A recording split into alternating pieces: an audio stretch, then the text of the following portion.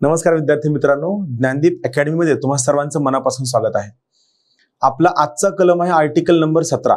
एक अत्यंत महत्त्वाचा आपल्या प्रत्येकाच्या जनमानसावर, जीवनावर, आयुष्यावर परिणाम करणारा एक अत्यंत महत्त्वाचा कलम आहे अस्पृश्यता नष्ट करणे। आपल्या समाजातील अस्पृश्यता नष्ट करणे, प्रत्येक व्यक्तीला माणूस म्हणून जगण्याचं साधन देणे आणि सगळ्यात महत्त्वाची गोष्ट आहे की बंधुभाव जो आपल्या संविधानाचा बेस आहे, fraternity, dignity of the individual, याला व्हॅल्यू देणं, यासाठीच एक अत्यंत महत्त्वाचं कलम आहे अस्पृश्यता नष्ट करणे। आपण शिकूया, थोडं इंटरेस्टिंग आहे।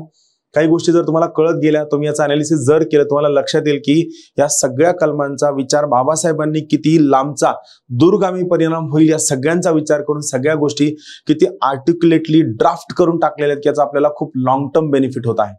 चला, सगळ्यात पहिलं काय आहे तर हे सांगतं अस्पृश्यता नष्ट करण्यात आली आहे। म्हणजे कोणत्याही प्रकारची अनटचेबिलिटी, अस्पृश्यता आपल्या देशामधनं ज्या दिवशी हे संविधान लागू झालं त्या दिवसापासून कोणत्याही प्रकारची अस्पृश्यता ही नष्ट करण्यात आली आहे व तिचे कोणत्याही स्वरूपातील आचरण निषिद्ध, प्रोहिबिट मानण्यात आलेले आहे। अस्पृश्यतेतून उद्भवणारी कोणतीही निसमर्थता म्हणजे काय, ज्याला आपण म्हणूया डिसॅबिलिटी, अपंगत्व, बरोबर आहे। कोणत्याही प्रकारची निसमर्थता लादणे हा कायद्यानुसार शिक्षापात्र अपराध असणार आहे, लक्षात घ्या। म्हणजे अस्पृश्यता नष्ट करण्यात आलेली आहे। यामधनं कोणत्याही प्रकारचं अपंगत्व, तू हे वापरायचं नाही, या रस्त्यावरनं चालायचं नाही, मी ज्या रस्त्यावरनं जातो त्या रस्त्यावरनं यायचं नाही, या विहिरीचं पाणी घ्यायचं नाही, या मंदिरामध्ये यायचं नाही, या हॉटेलमध्ये यायचं नाही, या थिएटरमध्ये यायचं नाही, या शाळेमध्ये यायचं नाही, पहिल्या बेंचवर बसायचं नाही। या प्रकारच्या कोणत्याही प्रकारचं निसमर्थता, अपंगत्व जर एखाद्या व्यक्तीवरती, एखाद्या वर्गावरती जर लादलं जात असेल तर याला आपण अस्पृश्यता म्हणतो। या अस्पृश्यतेला संविधानाने नष्ट केलेलं आहे आणि संविधान स्वतः म्हणतं की कोणत्याही प्रकारची कुणीही कुठेही अस्पृश्यता फॉलो केली व यामुळे कोणावरही कोणत्याही प्रकारचं जर तुम्ही निसमर्थता जर लादली तर त्यामधनं जो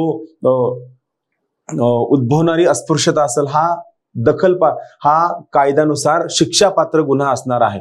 मग इथं सगळ्यात महत्वाची गोष्ट काय होती, ती गोष्ट ही होती की अस्पृश्यता म्हणजे काय। तर लक्षात घ्या मित्रांनो, आपल्या संविधानामध्ये अस्पृश्यता म्हणजे काय याची कुठेही डेफिनेशन देण्यात आलेली नाहीये।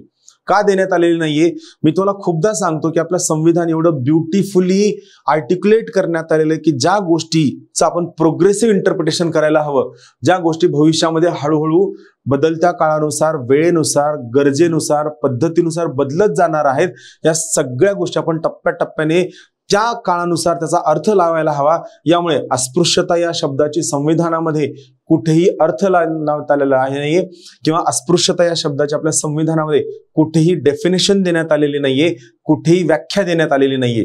सगळ्यात महत्वाची गोष्ट ही आहे, जेव्हा मग विचारण्यात आलं की ठीक आहे तुमच्या म्हणण्यातला अस्पृश्यता म्हणजे नेमकी काय, तर याला हायकोर्टने सांगितलेलं आहे एखाद्या व्यक्तीचा एका विशिष्ट जातीमध्ये, लक्ष देऊन ऐका, एखाद्या व्यक्तीचा एका विशिष्ट जातीमध्ये जन्म झाल्यामुळे त्या व्यक्तीवरती जे सामाजिक अपंगत्व लादलं जातं, सामाजिक निसमर्थता लादली जाते की त्याने कोणत्याही प्रकारच्या social structure, social process, social institutions यांना एन्जॉय करता कामा नये, या प्रकारची लादलेली सामाजिक अपंगत्व म्हणजे त्या ठिकाणी अस्पृश्यता आहे, असं हायकोर्टने स्वतः डेफिनेशन केलेली आहे। तरी लक्षात घ्या, एखाद्या गोष्टीचं प्रोग्रेसिव्ह इंटरप्रिटेशन करण्यासाठी व त्याचा स्कोप अनलिमिटेड ठेवण्यासाठी या ठिकाणी अस्पृश्यता किंवा इतरही काही महत्त्वाच्या शब्दांची व्याख्या आपल्या संविधानामध्ये करण्यात आलेली नाहीये। थँक्यू।